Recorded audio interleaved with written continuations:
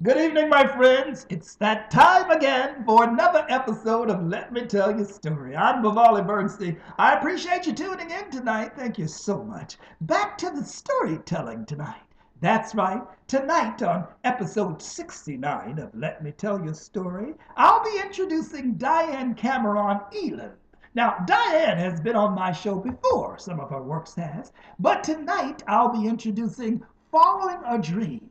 Youthful memoirs of meeting Dr. Martin Luther King. Interesting story she's written. You know, Diane has been named this year's BB Merit Award recipient. And after hearing the story tonight, you'll understand why we've named her this year's BB Merit Award recipient for her exceptional writing ability. So, tonight, here's Diane Cameron Eland's story, her youthful memoirs of meeting Dr. Martin Luther King Jr.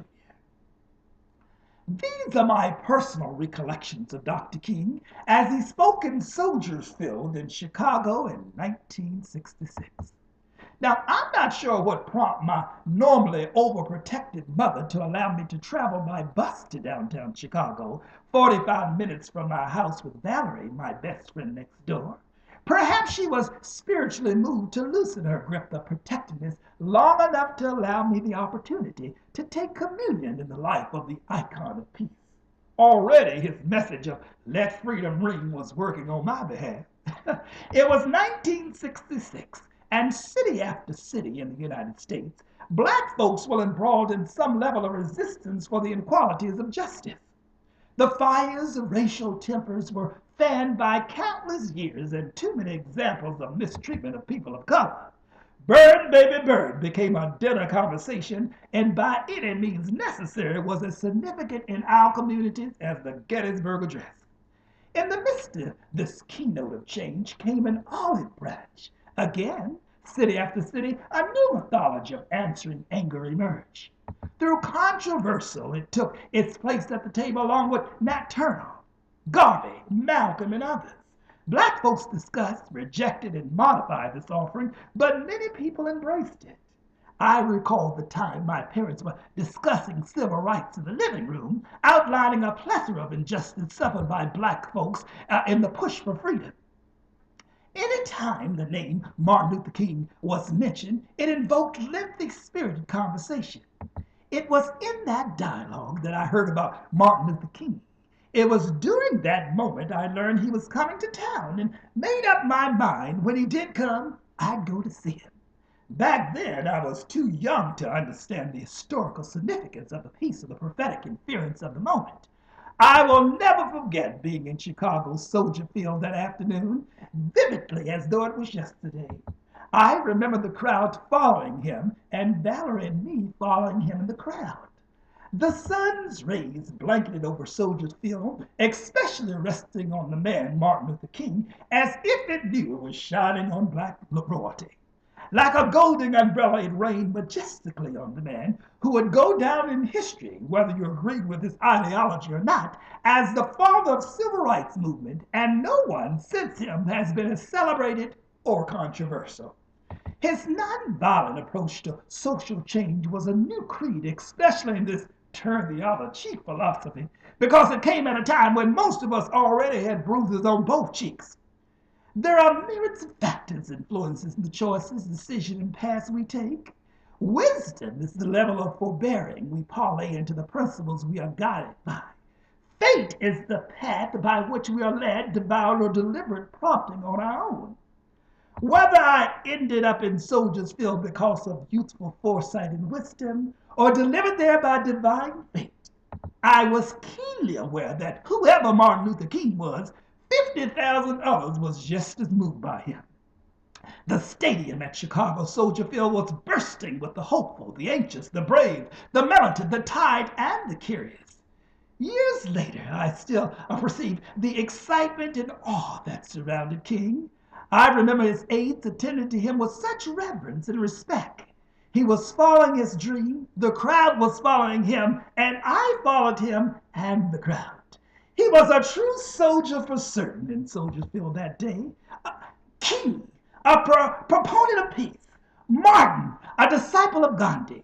Who would have known 2 years later an assassin's bullet would attempt to silence the voice of the dream? This wasn't supposed to happen. There were many of us just beginning to dare to dream, just beginning to believe a change would come. That day of infamy, namely April 4th, 1968 at 7:05, the whole world woke up prematurely from sleep. James Earl Ray woke us up. Hatred had attacked our dream. King was W.E. Du Bois, Negro schoolmasters in the South. Sadly, this new South still had the old ways. An excerpt from the same writing by Du Bois epitomized Martin Luther King's life. It reads, "My journey was done, and behind me lay hill and dale, and life and death. How shall man measure progress where the dark-faced Josie lies? How many heartfuls of sorrow shall balance a bushel of wheat? How hard a thing is life to lowly, and yet how human and real. And all this life and love and strife and failure, is it the twilight of nightfall or the flush of some fate dawning day?" As Martin continued in freedom's path, Valerie and I continued in his path with the massive crowd behind us. Freedom, however, is not just a march, the passing of a law standing in crowds singing victory songs. In order for the dream of freedom to survive, it must embody truth, spirit, and action. It must be a vision fortified with passion for liberty and fearlessness of the inavailability of sacrifice. It must have a bulletproof shield, so when the dream haters and those of its evil kindred fabric set out to destroy the dream, they are rendered powerless. Even when they succeed at removing the messenger, they fail at eliminating the message. Bittersweet the reality. That day in Soldiers Field was the only time I saw King alive. Maturing, I grew to discover my own dreams. I purposed to be loyal and faithful to my destiny, regardless of an applauding crowd, and prayed to God for the courage to walk alone. We may not have a congregation of 50,000 cheering for us. They may not be 50 or even 5, but do not be disheartened, for the road to freedom is often a solitary trek. I would like to think that Martin Luther King briefly observed Valerie and I, two weary young girls exciting and innocently running, trying to keep up with him in his entourage. I would love to presume that he was both amused yet proud of our pacing. Presumably, Martin would be pleased knowing his life bestowed upon mankind, an inheritance of which every race is beneficiary, of his legacy of nonviolence all the way to his final sacrifice. Thank you so much, Diane Cameron Elan, for your story, and thank you, Dr. Martin Luther, for your sacrifice. And of course, Diane, I'm sure you never imagined that one day your name, Diane Cameron Elan, will be mentioned in the same sentence with Dr. Martin Luther King Jr. Congratulations for being this year's Merit Award winner, and thank you so much, people, for tuning in and continuing to support what I do. I'm Vivali Bernstein. Thanks for watching. Let me tell your story.